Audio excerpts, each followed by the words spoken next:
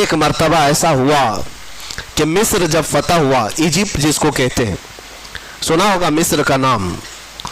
مصر جو ہے دنیا کا ایک بہت پرانا ملک جہاں تاریخیں وابستہ ہیں، فرعونوں کا ملک، پیرامڈز دیکھتے ہوں گے، اہرامات مصر، یہ سب مصر کی تاریخ ہے۔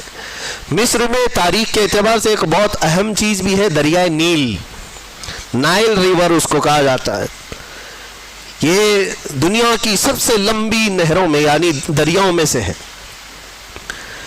تو دریائے نیل کا مسئلہ کیا تھا وہ میں آپ کو بتاؤں۔ اسلام جب مصر میں داخل ہوا، حضرت عمرو بن عاص رضی اللہ تعالیٰ عنہ صحابی رسول مصر فتح کیا، صحابہ وہاں داخل ہوئے، لوگ اسلام میں آئے، لیکن وہاں ایک بری رسم، برا رواج تھا۔ وہ کیا تھا؟ ایک پرمپرا لوگوں کی چلی ہوئی تھی جہالت کے زمانے میں کہ دریائے نیل ہر سال ایک موسم ایسا آتا تھا کہ وہ سوکھ جاتا تھا، پانی کم ہو جاتا تھا، اور ان کا عقیدہ یہ تھا مصریوں کا کہ اپنی 16-17 سال کی ایک جوان خوبصورت لڑکی کو دلہن بنا کر کے اس کا جلوس نکالتے اور دریائے نیل کے پاس لا کر کے اس کو ذبح کرتے اور اس کا خون دریائے نیل میں ڈالا جاتا، بلی چڑھانا جس کو کہتے، اور ایک لڑکی کو قربان کرتے تو پھر دریائے نیل کا پانی موجیں مارتا ہوا اوپر آ جاتا۔ یہ ہر سال ان کے ساتھ ہوتا تھا، ان کا عقیدہ بیٹھ گیا تھا کہ دریائے نیل کو ہر سال ایک بلی چڑھانی پڑتی ہے، ایک لڑکی کی قربانی دینی پڑتی۔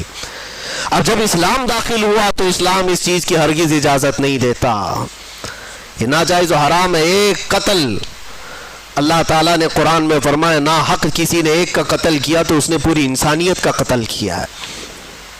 حضرت عمرو بن عاص کے پاس لوگ آئے اور کہا کہ دریائے نیل سوکھ رہا ہے، پانی ختم ہونے کو ہے، کیا کیا جائے؟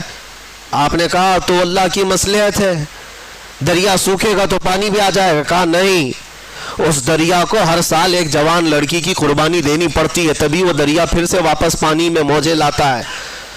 آپ نے کہا ایسے کیسے ہو سکتا ہے؟ کہا تاریخ ہے، سب یہی کہنے لگے، اور اس کے بعد پانی کی قلت ہوتی گئی تو حضرت عمرو بن عاص گھبرا گئے کہ وہ گورنر ہیں وہاں پر، اب نئے گورنر ہیں، انہیں پورا ملک سنبھالنا ہے، لوگ جب پانی کی شدید قلت کا احساس کریں گے تو پھر کیا ہوگا؟ تو حضرت عمرو بن عاص نے خط لکھا، کس کو؟ حضرت عمر بن خطاب رضی اللہ تعالیٰ عنہ، امیر المومنین، غلام مصطفیٰ، نبی کریم صلی اللہ علیہ وسلم کے اس سچے جانشین کو خط لکھا جب ان کا دور تھا۔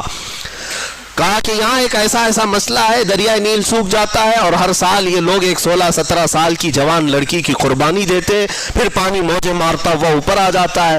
اب اس سال کیا کیا جائے؟ ہماری حکومت ہے، اسلام آیا ہے امن و امان کے ساتھ۔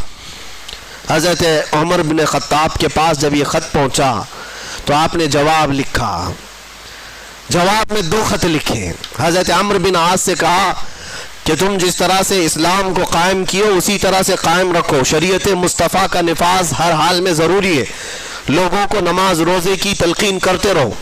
اور ایک خط میں حضرت عمرو بن عاص کو مخاطب کر کے کہتے ہیں، حضرت عمر ایک خط یہ تو میں تم کو لکھ رہا ہوں اور ایک اور خط بھیج رہا ہوں جو دریائے نیل کے نام پر لکھ رہا ہوں۔ ہے کوئی دنیا میں جو کسی دریا کو بھی خط لکھتا ہو؟ یہ صرف میرے رسول کے غلاموں کا حال ہے۔ کہا ایک خط میں دریائے نیل کے نام پر لکھ رہا ہوں، یہ دریائے نیل کو دے دینا۔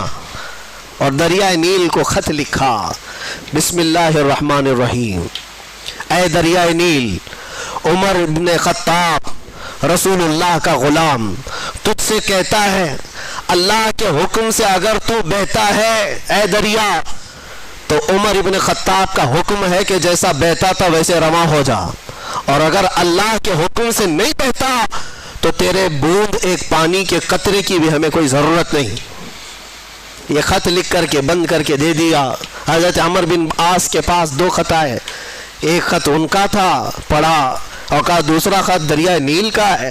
حضرت عمرو بن عاص نے کہا دریائے نیل کے لیے ہم پر بھی خط آیا ہے، لے کر کے گئے اور دریائے نیل میں وہ خط ڈالا۔